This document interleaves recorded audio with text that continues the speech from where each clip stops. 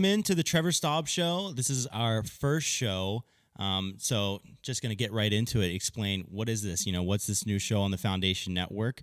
Obviously, we have kind of a lack of an interview show, so I decided I wanted to jump in and I take the opportunity to get to know a bunch of people in the disc golf world, not just players, but different personalities, people in the business, all kinds of interesting personalities from disc golf, and just kind of get a little bit of a behind-the-scenes look at what's going on in disc golf currently, for the future, all of that stuff. So today we've got a super special guest to open up the show. We've got Drew Gibson, one of my favorite players on tour. We're going to talk to Drew a little bit about, how his off-season's been going, what he's got planned, and get into a little bit about his new contract with Infinite and his new company, Finish Line Disc. So it's a super awesome interview. You're definitely going to want to tune in and check it out. And without further ado, let's just jump right into it. All right, so we've got our first guest for the show, the inaugural guest. We got the 10th ranked player currently by UDisc in the world, one of the furthest throwers on the planet, and a true pioneer for the sport of disc golf, in my opinion, Drew Gibson. Drew, thanks for coming on the show. Yeah, thanks for having me. Absolutely. So just to get started, right now you're currently in Arizona. The off season now, we're quite a ways into it. How's the off season been going for you? What are you working on? Man, we've all been busy over here. We've been, trying to make discs, trying to do a lot of stuff. This is probably the most I've ever played in a single off season. I've literally played like every single possible day that the weather permits me to get outside. And I know that's coming from someone in California, so if it's like a little drizzly, like I'm staying inside. Yeah, right. Like you're out there playing in a snowstorm, and I'm like, yeah, I'm cool. But like, for being a California-born person, like I've been playing as much as possible. Just been trying to. I came to All-Star events now for 2 weeks. I'm already down in Arizona, like trying to train and practice, just because the weather's nicer down here, and I have some friends and stuff. So. Yeah, that's awesome. Any like specific parts of your game you're really focusing in on, or just kind of trying to play as much as you can? I'm just trying to play. I think that when I'm like dialed in, I don't think that there's like much missing from my game per se. I don't think it's like, if I play my best, someone's gonna beat me by 10. So I think it just matter of just keeping playing and keeping loose and just staying kind of on the grind is something that will just keep me in contention. Obviously, I could work on my sidearm a little bit, but I'm still messing with a little bit of an injury, so I'm not like trying to force sidearm. But we went and played today. We played 40-something holes today in the 2 courses we're playing this weekend, and I threw a few, and it was fine. But I'm not trying to like force that yet. Right. No, yeah, that's a good point about like, you get to a point in your career where you practice and you grind and you get to the top of the game and you get to a point where you realize like, okay, when I'm playing my best, I can win any tournament. So like practice kind of becomes like, let me just keep my game in tune rather than like, oh, I'm missing this or I'm missing that. It definitely is like, yeah, okay, I'm capable of this. I just need to have my game in its top shape for sure. Yeah, I think that like, I've proven that like I'm not like in need of like a whole new game. Like I don't need to like recreate. Right. It's just like, hey, if I just go out there and play the way I should, I'm gonna have a chance to at least contend. Get top 5. Whatever, and be in contention for the win. So yeah, I'm just trying to put myself in that position, and be able to, just continue trying to compete at a high level. No, that makes sense. So you mentioned you're kind of working on the forehand a little. Like, what discs have you been going to for the forehand? Any that are like, been like really, really good for your game? I've just been throwing the Infinite Disc Scepter, which is also my signature disc. And then just like my Alabama Destroyer that everyone's already seen. Oh yeah. I'm throwing like jokery sidearm for like little touch up shots, but that's kind of a shot where I just like I'm choosing to throw sidearm to kind of get that motion. But like in a big tournament, I'd probably still throw a backhand. Like I just throw the jokery little hyzer instead of a sidearm hyzer. But like today, I have like a 150-foot upshot, and I just tossed jokery, hyzer sidearm out there where I didn't really need to, but just getting that motion and just using it sometimes. All right, so we had a ton of off-season stuff going on. This is like one of the most memorable off-seasons ever for the sport, but a lot of people might forget because so much has happened. You kind of led everything off, with your announcement that, first thing you announced, lifetime deal. That's a buzzword for everybody in disc golf. Like, wow, we haven't seen that. And then, 7 figures, potentially more. Like that was another like, wow, this is crazy, starting off with a bang.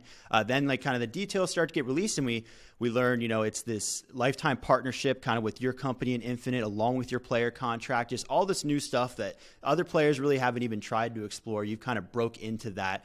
So, talking about, taking a step back, just talking about, what led you to first take that leap into, leaving the comfort of the typical, manufacturer contracts, going in with the retailer, throwing the mixed bag, and then, what inspired you to take that next leap and go ahead and, decide you wanted your own line of discs?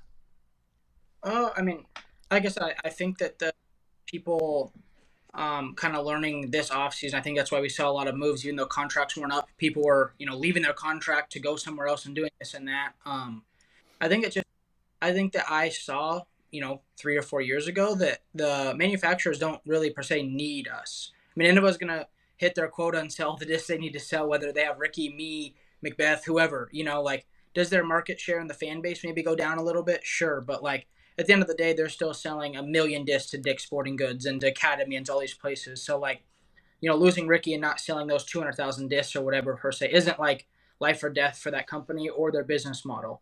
And I kind of saw that as a trend that was going to happen.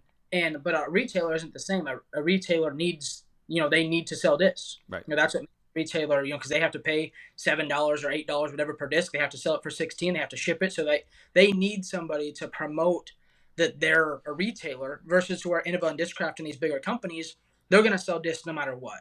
So I figured if I go to this market instead of this market, I'm needed here. These people, I'm expendable to this group of people. To a retailer, I could be a huge asset.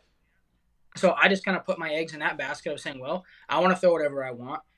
These people are probably going to treat me a little better because they need me to throw these discs that they're investing in buying. And Infinite just happened to be a really good home for me with Innova making their previous line, with all of that stuff. So it was just kind of, I still got the home base of Innova a little bit, which I do love. I love all those guys. I mean, Jonathan Poole, Sam Ferens, all those guys are great people. They run one of the best events of the year. Like, I have no, if I want to go back to Innova tomorrow, I'm sure they'd take me back on the team. I just saw the way that it was going, and I think that, I maybe beat people to the punch a little bit on understanding like the disc golf market in a sense. Right. Yeah. And then I guess like the next natural progression of that was, coming out with your own line of discs. Was that something you had kind of long in the works, or just kind of an idea you had that just came out of nowhere, or like, how did that come about?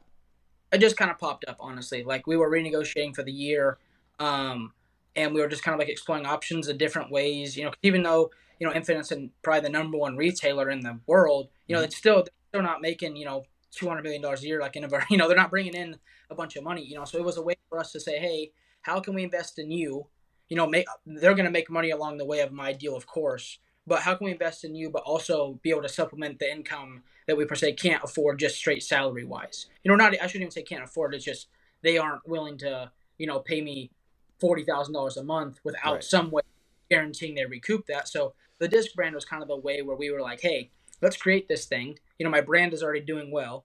Let's base this off of here, rename it, rebrand it, and make something that people are going to enjoy. And then they have obviously the rights to retail, wholesale. They have everything, so it still ran through them. They're still making their coin as if it was Innova or whatever. But it gave me an opportunity to earn the salary and the earnings pretty much that they thought I deserved. Yeah, no, that makes a lot of sense, and we've seen that kind of become the trend for how companies, retailers, and manufacturers are paying out their athletes. And it's interesting you mentioned that's a really good point about the manufacturers not necessarily needing the players as much as the retailers, as from a business standpoint, because we had talked about there's been so much chatter related to Innova this offseason. People being like, oh my goodness, Innova's bleeding this, they're bleeding that, while everybody else is picking up these players. And, at first it kind of seemed like, oh yeah, that is happening. But then you look back and you're like, well, does Innova really need to pay all these players? Like, or is it just kind of like they're saving the money? I think a lot of people might have a misconception about, I don't know if Innova necessarily cares as much about losing the players as people think they do. But well, here's I could say it to you. Michael Jordan sponsored like 20 college basketball teams, right? Right. Michael Jordan $1 billion. His company, the Jordan brand's worth, I don't know how many billions, but lots of billions. If he stopped sponsoring every single college basketball team, he would save money. Yes. Those kids don't make him any more money. They don't. It's not like he's just giving them free stuff, putting their logo.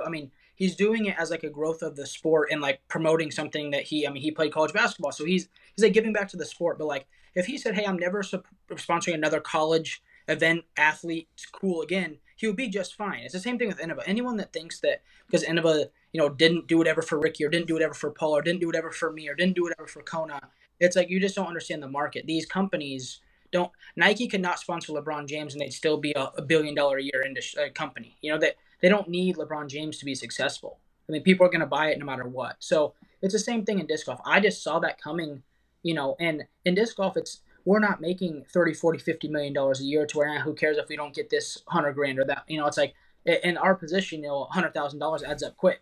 It's not just 1% of our contract. So it's if you can guarantee yourself 200,000 more per year, it's the right thing to do. And that's, I even tweeted these contracts not mean anything as a kind of a joke, because it's like no one, and people can say they got let out or they left or whatever, but even then it goes back to the company of, oh, does this contract not mean anything? Right. whether people are getting let out, it's like, okay, well, why do we agree and make this huge thing about a 5-year extension if no one gives a crap? Yeah. That's the point. Is it's like whether it's the company letting them out or the person asking to be out. Does the contract not mean anything? If you sign a deal with Nike, for 5 years and you want to go to Adidas, you get fined. It's a whole thing you have to do. You don't just get told, oh, good there, Yeah. So. Yeah. So, and as somebody you've obviously, been in the game long enough that you've seen the growth of the sport from grassroots all the way to these $1 million deals. Talk about there's a lot of speculation as to because these contracts are, seemingly always getting ditched, how has the disc golf contract evolved over the years?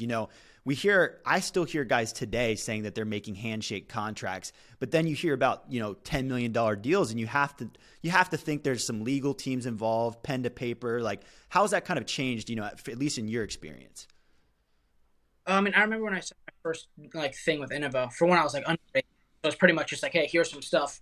Thank you. Here's some shirts, but as I got, more experience and older, there was pen to paper, but I think that disc golf, pen to paper or not, until this point, I think now is the first year we're really seeing the FPO make money, the MPO make money, the guy that maybe someone like me who maybe sometimes gets, 10th place gets money. It wasn't always it was kind of disc golf was the sport where you had to be number one or number two, a Ricky or Paul to get money, And now I think you're finally starting to see that get down the ladder, and even getting into the FPO division with Kat and Kona and these, Paige and Kristen. I'm sure leaving people out of all this conversation, but you see it trickle down.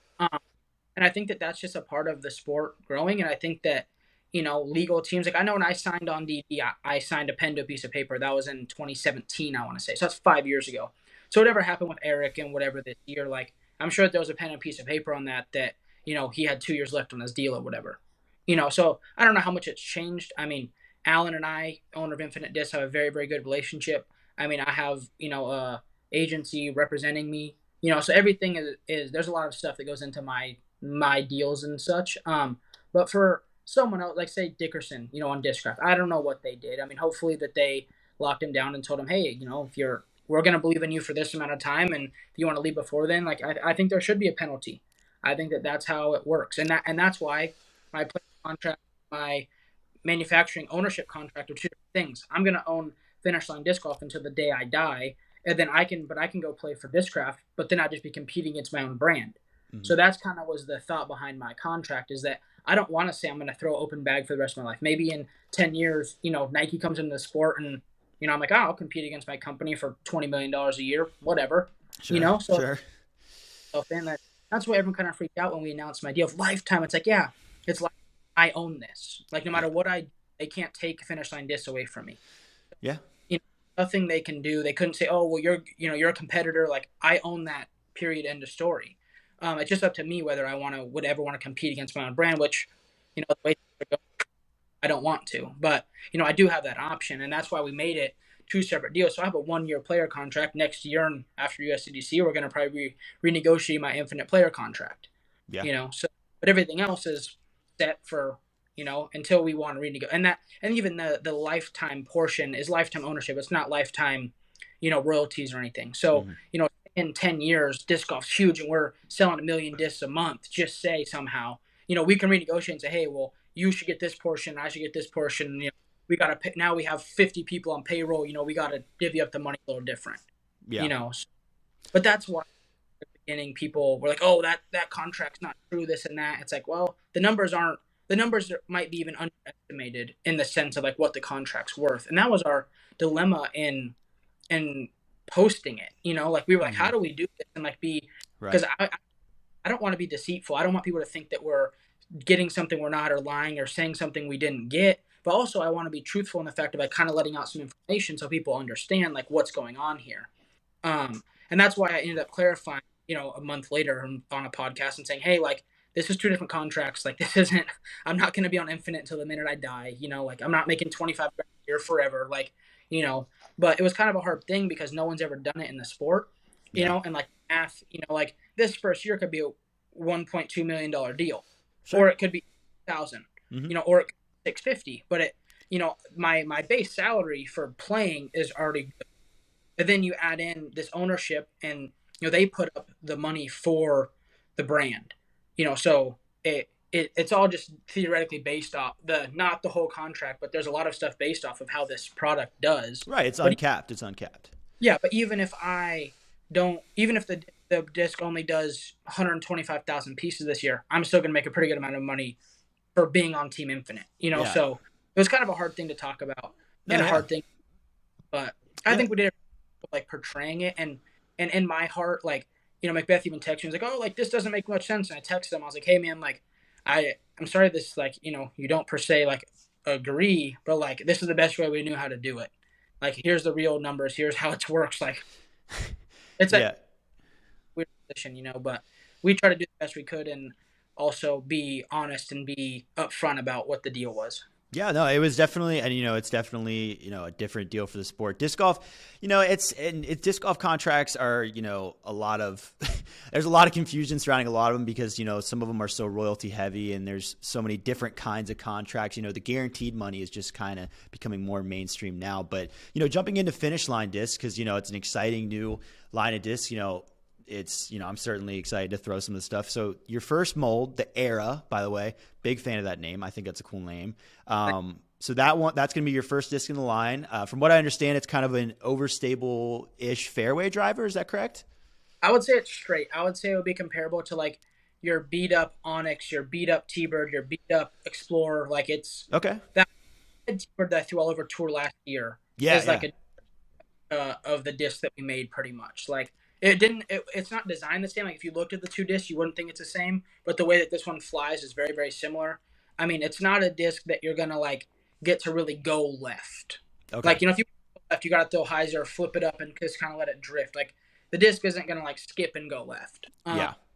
So, but I just wanted to create something first disc that anyone could throw. I want you to like it. I want me to like it. I want the person that just begins to like it. I want Kale LaVisca, a lot of top pros that have been around on it and absolutely love it.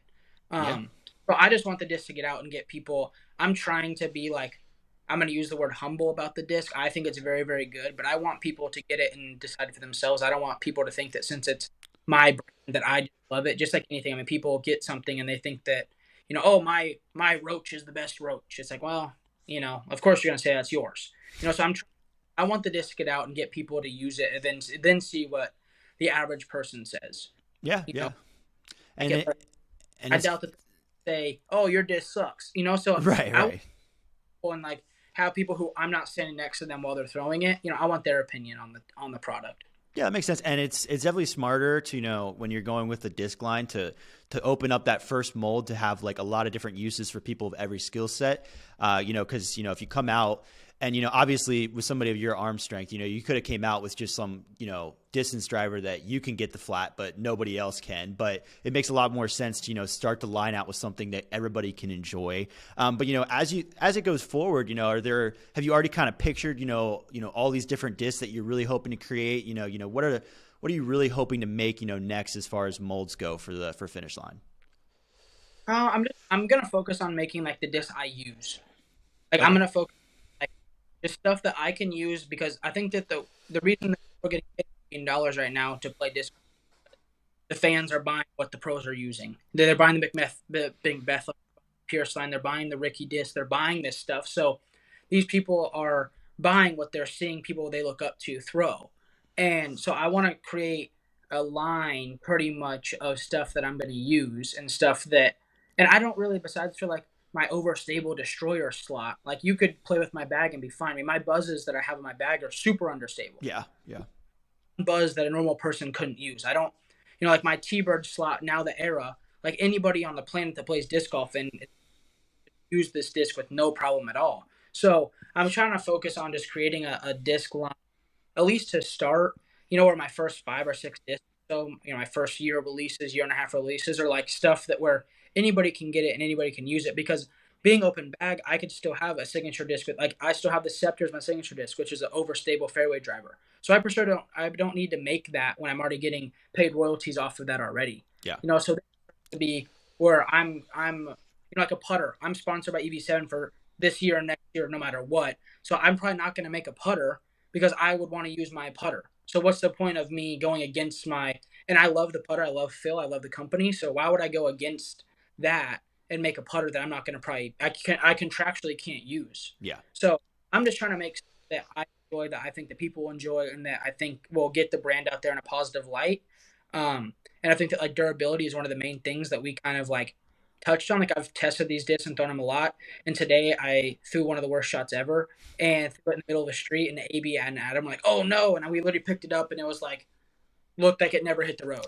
And we were like, oh crap. Like, this is like good. And literally when I threw it, Adam joked, he's like, oh, well, this is what the testing's for, Yeah. Like, Yeah. so it's good to like see that and like know that our hard work and like, everything that's went into like making that piece is like actually working, because I was worried like, oh man, excuse me, what if we get this thing and it beats up in a week and people complain, so right.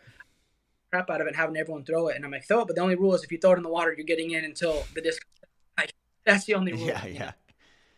But to have everything come together the way it has, like, I'm very grateful. I'm very thankful. Like, I've gotten a lot of like, great opportunities in the sport to not only grow my brand, but grow other brands that have partnered with me and stuff. And, I'm just happy to be able to be in the position I'm in with the game and with the growth of the game. And, be starting a manufacturing company in 2022. Think that the sport's only obviously going to go up and up and up from here, that hopefully by the time 2030 rolls around, when we're playing maybe it's Olympics or whatever, like hopefully I'm a predominant player, but also I have brands in the sport that are also doing well. It's definitely awesome to, it's a good time to be buying in on the sport. Obviously we're on the rise. I definitely, as soon as I heard that you're making a line of discs, a disc immediately came to mind for me. I won't even mention it by name, but there's a certain mid-range that you mentioned it earlier, I guess, the Buzz. So I'll say it. Are you going to be making a Buzz, basically? Yeah. I already told Leo I said Buzz. So yeah. I think that like the Compass is very for the Buzz that Latitude made. I'm a very like, if you look at my style or stuff I do, I'm not very like copy. I don't really like copying things. Yeah. Even like the eras, genuinely, like when we made it, there was no like disc in mind. Like we didn't CAD another disc and like, oh, let's make like, it was just a disc that we had a goal in mind and we designed it and it ended up doing what we want. Yeah. The Buzz is probably going to be a disc that if that comes out sooner than later, it'll probably be pretty similar. Yeah. I mean, I like the disc. I don't have any. I called it the mid range, and that it is what it is. Right. I probably. But yeah, I mean I think I would be lying to everybody if I said that I wasn't going to try to make a Buzz. Sure. If it was that easy to copy a disc, someone would make a destroyer by now, is my opinion. True. Make a disc, so someone would have made a destroyer by now. So, who knows how successful it'll be, and who knows what changes we'll have to do to make that disc, maybe what I want or what, the consumer wants. But to say I'm not going to try to make a straight flying mid-range would be an absolute lie. Right. Yeah. I mean, everybody's, every brand's got to have their straight mid. People accuse people of copying discs, but you can only make a disc so many different ways. It is what it is. So moving into the season, 2022 season, obviously going to be, every season seems like it's just going to be the next big season for disc golf because things just keep advancing so quick. But just looking at your season, what are you looking forward to most, upcoming this season? I play consistent. I mean, last year I had like a real consistency issue. I either feel like I had a chance to win or I was living in 50th place. And for someone that I feel at my skill level, it's kind of unacceptable. Like for example, at Preserve, I got 70th, and the next week I almost won Ledgestone. So it's like it's hard for me to like go out there and 1 week be teeing off at 9 a.m., then the next week teeing off at 3, and I'm like, okay, I'm the same player. I didn't change anything. Like, why am I having this like hiccup? So for more than anything, more than any event I'm looking forward to, I just want to try to play consistently. I don't think I'm a world number one player. I think I have an opportunity to, play a good season. And I think that my goal is to just play a season that when someone looks at the stat sheet for in 2025, they go, oh, wow, look at this was a consistent good year. Maybe I get a win. Maybe I, get a bunch of top fives, whatever. But I just want to put myself in a position where if I have one of those rounds, like at Pro Tour Finals, and I make it from 90 feet every time, that's to have a chance to win, not to get from 30th to 28th. I just want to put myself in position to succeed and do well. And the way the sport's growing with how many Gannon Burr, there's all types of kids that come to mind when you talk about people who are up and coming. It's going to be harder and harder to do well. So I just want to remain as someone that I feel like, is a top 10 contender. As you mentioned, I'm ranked 10th in the world at the moment, so I'm not saying something that I think is like false or hype up, I think that I'm in that conversation. And I just want to try to stay there. Obviously going up would be great, but I think right now, saying I'm a top 10 disc golfer in the world is, pretty commendable. I don't think it's just a walk in the park to do that and secure the points and the rating and all that stuff to be in that conversation. So if I can just play consistent and keep doing what I'm doing, I'm going to be very happy.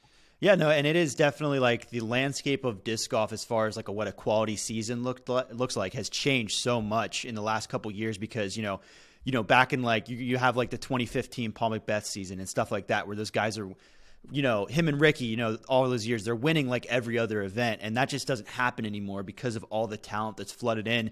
And, it's almost like you said, like you almost have to just, let me play to be that top 10 guy and give myself a chance to win each week. You just got to compete to give yourself a chance to win.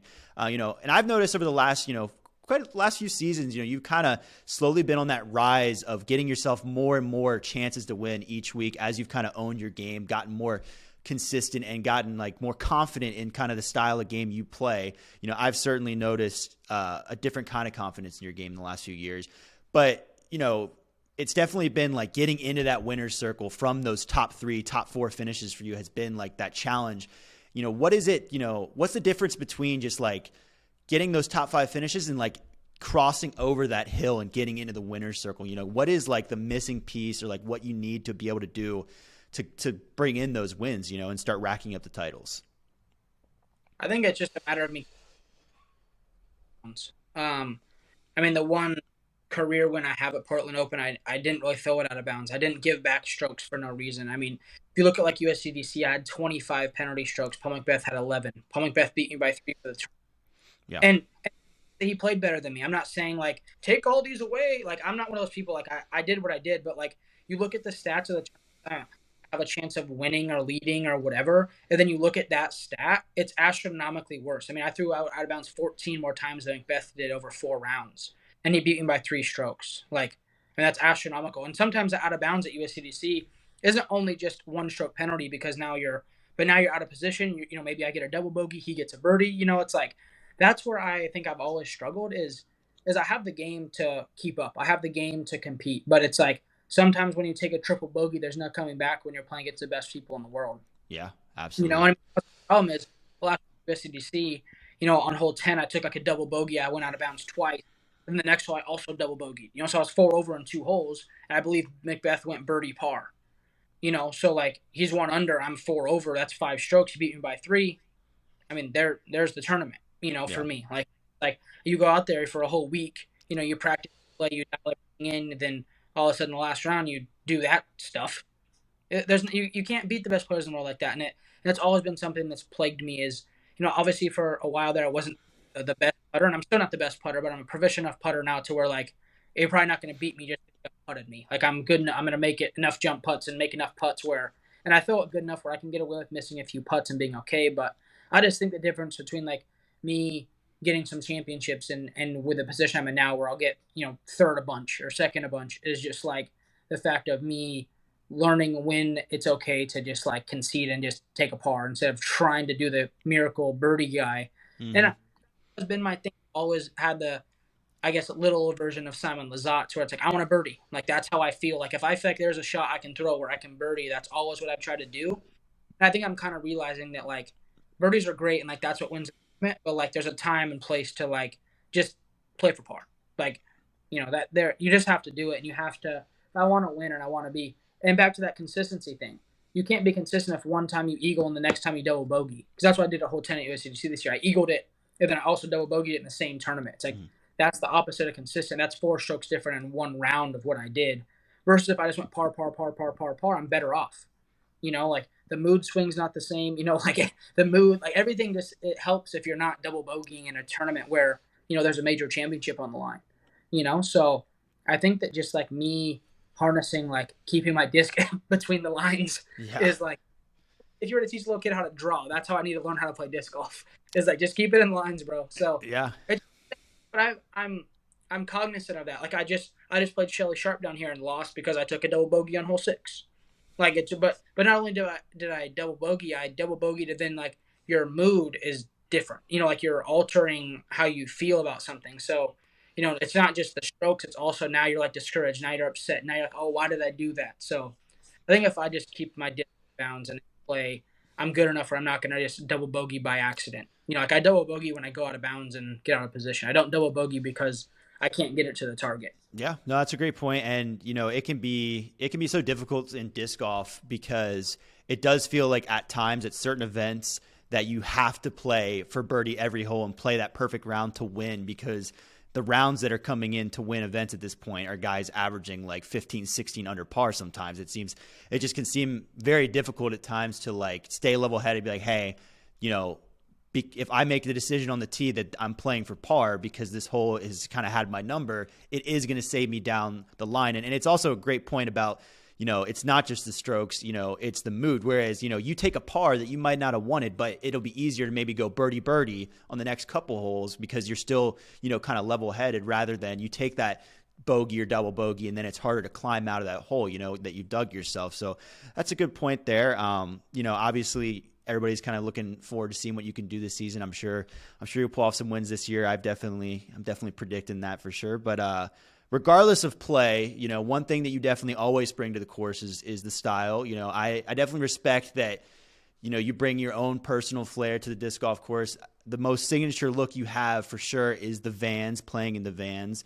I've always been super jealous of that because I am like a notorious toe dragger on the tee pad. So if I play in anything, I'm just destroying it. So like I have no options whatsoever. But I noticed you posted earlier this year, I forget when it was, the picture of the Dior's, and you talked about maybe playing in Dior shoes instead of the Vans. Was that actually serious, or is it Vans all the way this year? Well, it's funny you say this because I feel like Jordan 1 low is what I'm going to try to play in. Okay. I've always been a person, like, I actually posted some Instagram the other day because I saw someone like commenting on the Pro Tour thing like, oh, everyone's on the Vans thing now. And I posted a picture of me in like 2017 playing in Converse. Yeah. I was like, I've played Converse and Vans since I've been on tour. Like, this is no new, like, it's just like disc golf's bigger now. So you guys are noticing, but like, I'm playing in the same stuff I've kind of always played in. And I went through this phase where I wore Nike, and I wore Nike shoes and trail running shoes. But even then I was still playing practice rounds in Converse. Like, I just chose to compete in a grippier shoe. But I like the flat-footedness of feeling like I'm connected to the tee pad. I don't like a high-arching shoe. I don't like a shoe that's stiff on the bottom. This weekend in Maricopa, I'm playing in a Jordan 1 low. Yeah. And so I think I'm going to try it. If I slip on the tee pad, in practice rounds, I didn't have one problem. So, and I'm going to have Michael Jordan tattooed on me. That's kind of like my Jordan. So, I think that I'm not away from the Vans. I brought the checker Vans car, but I just wanted to. I think that's one thing about my brand is I'm able to kind of like mix stuff up and have people be interested. So if I was just going to stick with the Vans with no sponsorship, there's no reason. That's what kind of started the whole mid-range thing. Yeah. I'm using something for theoretically free and make it like cooler than, like Vans does nothing theoretically. So why keep having people talk about it? Like, pay the man, Vans, pay the man. Well, and like Jordan, it's like Jordan's not going to sponsor me, but wear the Dior's, wear whatever. Yeah, switch it up. Yeah, well, I was curious about like, hey, I would play in those shoes. Like, I have them, and I own the pair of shoes, and like if they get messed up, like wearing them normally, I'll disc in them. It's like I played in a pair of Jordan 11 Gammas. I don't know if you're confused. Yeah, okay. So I played in a pair of those at Memorial and shot 15 under the first round, like leading the tournament at Fountain Hills in a pair of Gamma 11s. And there's a picture of me on 18's green, literally shooting like the bow and arrow with Gamma 11s on. Like it's just like an iconic, like no one else is like pulling that off. No, yeah. Like, because like anyone 15 under is like Ricky and Paul and everyone else. It's like they're all wearing like this like hiking shoe with like, right. Like. Yeah, it is. It's honestly refreshing because like and disc golf style is like still on its way quite a bit. Like there's still a lot of guys wearing the oversized polos like down to their knees. Like it's getting there, but it's refreshing to see somebody who can like wear the different shoes because you're right. Like the trail runners. It's kind of bland at this point. Like there are some guys who experiment with different shoes and whatnot. Like Calvin plays in like Nike Flyknits. I don't know how he even does that. Like my ankle would break immediately. But it is cool to see like the different kind of shoes that you're able to wear. I'm super jealous of it. I honestly at this point I might just start shredding up the shoes and not caring. But yeah, I'll be paying attention to see. I think the Jordan lows, that's a sick move. I'll be paying attention to see. Maybe I'll start like a little segment, the Drew Gibson shoe watch, and I'll be posting it or something. Yeah, but yeah. So one last question before we let you go. I feel like I kind of have a unique question for you because being the mixed bag guy, I feel like you've always been pretty candid with your interviews anyways. Like you don't really care. So I always feel like I can ask you the cool questions, but as a mixed bag person, no loyalty to like, any certain manufacturers, greatest of all time disc mold, in your opinion, or at least your favorite putter, mid, fairway, driver. What are you thinking? I mean, I'm going to have to go with Penrose EV7. I mean, for that putter literally like changed my, like you look at my stats, you look at my confidence, you look at anything like, me not voting for that putter, and no money aside. I mean, I'll donate my contract money to charity to like make this more legitimate. Like, I really believe that that's like the best putter, and that's why I told Phil when he contacted me. I said, I'm not using this putter if I don't make more putts with it. Yeah. It's that simple. If I don't make more putts with this putter, I will not use it. I got it in the mail, and I said, wow, I love this thing. Let's work a deal. And then I proved it last year that I'm a much better putter last year than I ever was before on any standpoint, from the circle, outside the circle, anything. I mean. But with the mid-range, I have to go with the Buzz. I mean, I think that I've done incredible things with that disc. I think that it's one of the best discs ever made before I touched it. I'm not taking any credit, but I think that I brought a lot more notoriety to that disc using it as much as I did. Obviously Macbeth, Nate Doss, MJ. I mean, there's been a lot of great players to use that disc, but I think that I was using it on holes from 200 feet to 500 feet, and so it brought open people's eyes to that disc. As for the fairway driver, I'm not going to pick the Era yet because no one's got to use it, and I've barely used it myself. I do think that that's a possible contender, but I have to say like a T-Bird or Eagle is probably the most versatile fairway driver I've used. I have an Orange Eagle in my bag that I really, really enjoy. Mm-hmm. And like I said, I just can't get myself to vote for my disc yet since it's not proven. I've never heard anybody else other than my buddies talk about it, so I think it's great, but I want you guys to confirm that before I start talking about the greatest disc ever. Like, I'm not selfish over here. Yeah. And then I think it's got to be the Destroyer. I think that anytime someone comes out with a driver, they say this is the Destroyer. Like, it's like the golden standard for a Destroyer or for a driver. I think that Manson's got to be Penrose EV7, Buzz, T-Bird, or Eagle, depending on like your arm speed or the way you play the game, and then Destroyer. That has to be my answer. Yeah, no, and I think those are answers that make a ton of sense for me. And even like people, I'm sure people are already typing, oh, of course the Penrose, but you can't. The stats don't lie. Like you have putt significantly better with the Penrose. I've tested out the Penrose. I think it's a very awesome putter. So like.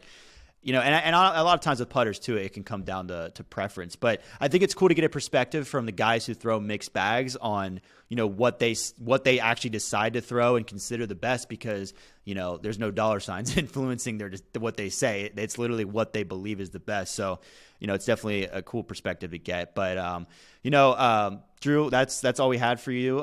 Thank you so much for coming on the show, and we wish you the best of luck for this season. Yeah, thank you so much. Thanks for having me. Yep. The first one. Yeah.